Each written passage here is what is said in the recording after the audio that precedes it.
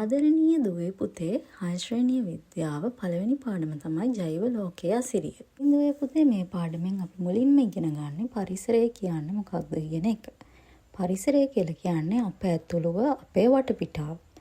ඉතින් මේ අපේ වටපිටාව නිරීක්ෂණය කරාම අපිට විවිධ දේවල් දැක ගන්න පුළුවන්.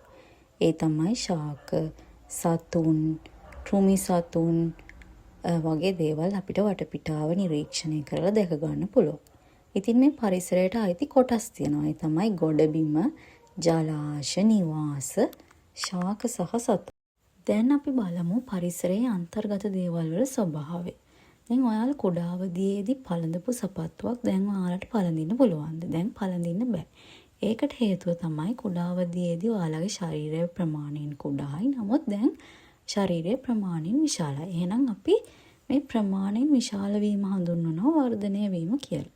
එතකොට පරිසරයේ තියෙන සියලුම දේවල් වර්ධනය වෙන්නේ නැහැ. වර්ධනය වන දේවලුත් තියෙනවා, වර්ධනය වෙන්නේ නැති දේවලුත් තියෙනවා. එතකොට ළමයා, ශාක, සතුන් අයිති වෙන්නේ වර්ධනය වන දේවල් වලට. පැන්සල, පොත, පෑන අයිති වෙනවා වර්ධනය නොවන දේවල් වලට. එතකොට වර්ධනය වන දේවල් වලට පණ තියෙනවා. එහෙනම් වර්ධනය වන දේවල්, පණ තියෙන දේවල් ඒවා අපි හඳුන්වන්නේ ජීවීන් කියලා. වර්ධනය වෙන්නේ නැති දේවල් වලට පණ නැහැ. එහෙනම් වර්ධනය නොවන දේ, පණ නැති දේවල් ඒවා අපි හඳුන්වන්නේ අජීවී ද්‍රව්‍ය විදියට. එහෙනම් දුවේ පුතේ පරිසරයේ තියෙන දේවල් අපිට කාණ්ඩ දෙකකට වර්ග කරන්න පුළුවන්. ඒ තමයි ජීවීන් සහ අජීවී ද්‍රව්‍ය විදියට.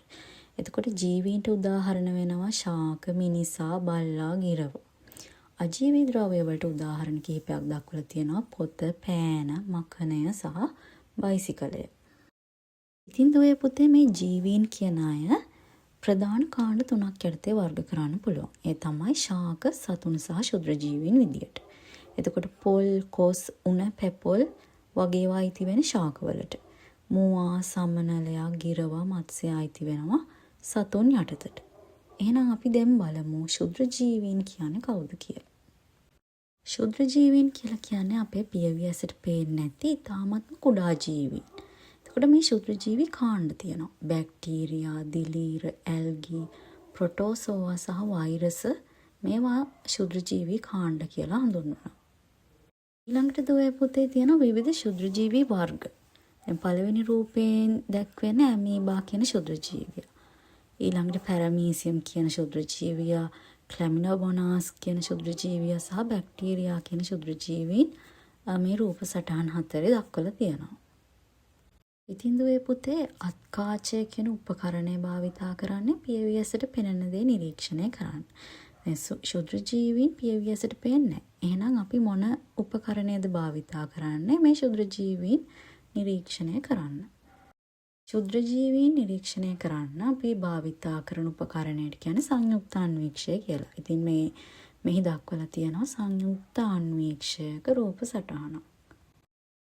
ඉතින් දුවේ පුතේ මේ ශුද්‍ර ජීවීන්ගෙන් අපිට විවිධ ප්‍රයෝජන ලබා ගන්න පුළුවන්. ඒ වගේම ශුද්‍ර ජීවීන්ගෙන් විවිධ අහිතකර බලපෑමුත් ඇති වෙන්න පුළුවන්. අපි මුලින්ම කතා කරන්නේ ශුද්‍ර ජීවීන්ගෙන් ඇති ප්‍රයෝජන මොනවද කියලා. මේ ශුද්‍ර ජීවී භාවිතා කරලා අපිට පුළුවන් ඖෂධ සහ එන්නත් නිෂ්පාදනය කරන්න. ඒ වගේම පලිබෝධ පාලනය කරන්න. ඒ කියන්නේ ශාකවලට වැළඳෙන විවිධ රෝග පාලනය කරන්න මේ ශුද්‍ර ජීවීන් භාවිතා කරනවා. ඊළඟට මැරුණු ශාක සහ සත්ව කොටස් වියෝජනය කරන්න. ඒ කියන්නේ දි รา පත් කරන්න ශුද්‍ර ජීවීන් ප්‍රයෝජනවත් වෙනවා. ඊළඟට විවිධ කර්මාන්ත සඳහා යොදා ගන්නවා.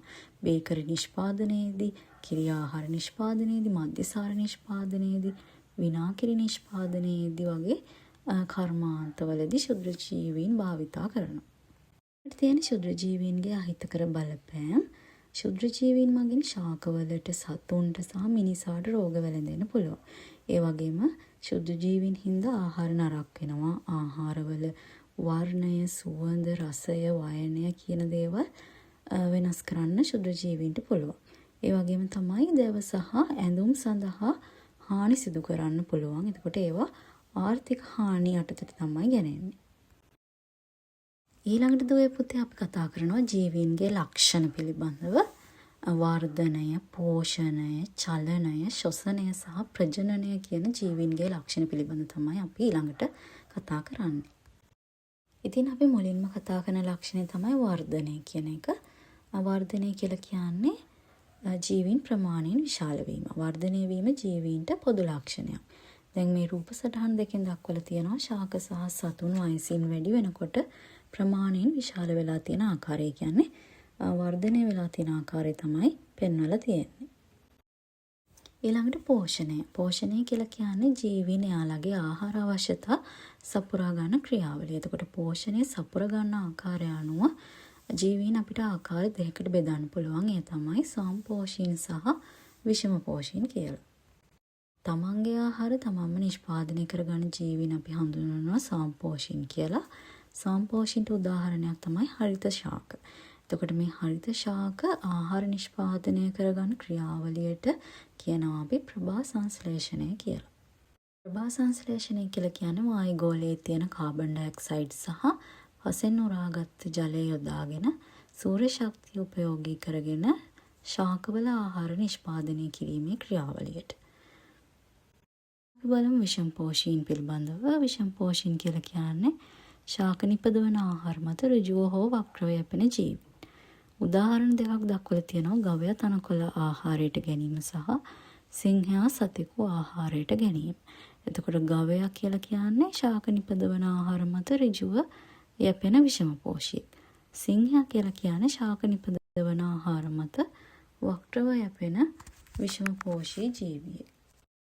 ඊළඟට අපි කතා කරනවා චලනය කියන ලක්ෂණය පිළිබඳව. ඉතින් සතුන්ට පුළුවන් විවිධ චලන දක්වන්න. ඉතින් මේ චලන දක්වලා මේ සතුන්ට පුළුවන් තැනින් තැනට ගමන් කරන්න.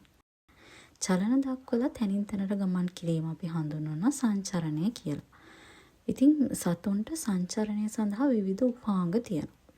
මත්ස්‍යගේ සංචරණ ක්‍රමය වෙන්නේ පිහිනීම. ඒ සඳහා භාවිතා කරන සංචරණ උපාංගය වෙන්නේ වරල්. සර්පයාගේ සංචරණ ක්‍රමය බඩගෑම.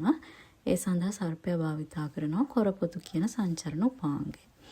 ඊළඟට අශ්වයාගේ සංචරණ ක්‍රමය වෙන්නේ දිවීම. ඒ සඳහා භාවිතා කරන සංචරණ උපාංගය වෙන්නේ පාද. කුරුල්ලගේ සංචරණ ක්‍රමය තමයි පියෑඹීම. ඒ සඳහා භාවිතා කරන සංචරණ උපාංගය පියාපත්. මිනිසාගේ සංචරණ ක්‍රමය වෙන්නේ ඇවිදීම. ඒ සඳහා භාවිතා කරන සංචරණ උපාංග තමයි පාද. සමහර සතුන් ඉන්නවා ඒ සතුන්ට සංචරණය කරන්න බෑ නමුත් විවිධ චලන දක්වනවා. උදාහරණයක් විදිහට මුහුදු මල සහ කොරල් බුහුබාව. ඊළඟට නිදිකුම්බා ශාක පත්‍ර අතින් ඇල්ලුවාම හැකිලෙනවා. ඒ වගේම හැන්ද වෙනකොට මාර කතුරු මුරුංග සියඹලා වගේ ශාකවල පත්‍ර හැකිලෙනවා. මේවා උදාහරණ වෙන්නේ ශාක චලනවලට. ඊළඟට අපි කතා කරනවා ශ්වසනය කියන ලක්ෂණය ගැන. දැන් පුද්ගලයෙක් නිසලව වැතිරිලා ඉන්නකොට එයාගේ ලය ප්‍රදේශය සහ උදර ප්‍රදේශය ඉහළට සහ පහළට චලනය වෙනවා. ඒකට හේතුව තමයි හුස්ම ගනිද්දී ශරීරයට වාතය ඇතුළු කර ගැනීම සහ නැවත ඒ වාතය පිට කිරීම. ඒ කියන්නේ ආශ්වාසය සහ ප්‍රාශ්වාසය කියන ක්‍රියාවලිය. එහෙනම් ශ්වසනය කියලා කියන්නේ වාතයේ තියෙන ඔක්සිජන් අපේ ශරීරයේ සංචිත වෙලා තියෙන ආහාර මත ක්‍රියා කරලා ශක්තිය නිපදවීමේ ක්‍රියාවලියට තමයි ශ්වසනය කියලා කියන්නේ. ඒකට ආශ්වාසය කියලා කියන්නේ හුස්ම ගන්න එකට. ඒ කියන්නේ ශ්වසනයේදී අවශ්‍ය ඔක්සිජන් වායුව සිරුරට ලබා ගන්නවට අපි කියනවා ආශ්වාසය කියලා. ප්‍රාශ්වාසය කියලා කියන්නේ හුස්ම පිට කිරීම. ඒ කියන්නේ ශ්වසනයේදී නිපද වෙන කාබන් ඩයොක්සයිඩ් වායුව සිරුරෙන් පිට කිරීම අපි හඳුන්වන්නේ ප්‍රාශ්වාසය කියලා. එතකොට දුවේ පුතේ ආශ්වාසයේදී අපි සිරුරට ලබා ගන්න වායුව වෙන්නේ ඔක්සිජන් වායුව. ප්‍රාශ්වාසයේදී සිරුරෙන් පිට කරන වායුව වෙන්නේ කාබන් ඩයොක්සයිඩ් වායුව.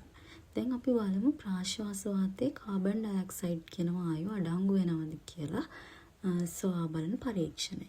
ඒකට ඒ සඳහා අවශ්‍ය වෙනවා වර්ණ හුණු දියර, බීම බටයක් සහ පරීක්ෂණ නලයක්. එතකොට කොහොමද මේ ක්‍රියාකාරකම සිද්ධ කරන්නේ? අවර්ණ හුණු දියර ස්වල්පයක් පරීක්ෂණ නාලයකට දාලා රූපයේ විදියට ඒක පරීක්ෂණ නාලය තුළට වාතය බුබුලනය කරන්න තමයි තියෙන්නේ. එතකොට අපිට නිරීක්ෂණය කරන්න පුළුවන් නාලය තුළ තියෙන හුණු දියර කිරි පැහැයට හැරෙනවා කියලා.